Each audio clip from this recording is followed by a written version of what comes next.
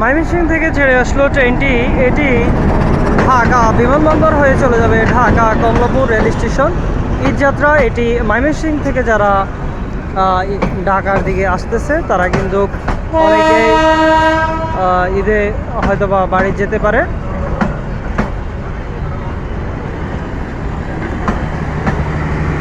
তো তেমন একটা ময়মনসিংহ থেকে মানুষ কিন্তু ঢাকা আসতেছে না এখন, যেহেতু ঈদের সময়, ঈদের আগ মুহূর্তে, তাই সবাই বাড়িতেই যায়, যার কারণে ট্রেনের ভিতরে এবং তেমন একটা মানুষ নাই বললেই চলে, আছে খুবই কম। সন্ধ্যার একটু আগ মুহূর্তে ট্রেনটি জয়দেবপুর স্টেশনে এসে থামলো। এটি জামালপুর থেকে চলে আসলো।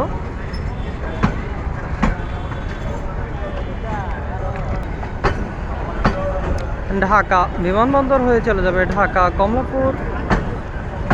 যারা ট্রেনে ভ্রমণ করবেন অবশ্যই টিকিট সংগ্রহ করে নেবেন, টিকিট ছাড়া ভ্রমণ করবেন না। ধন্যবাদ।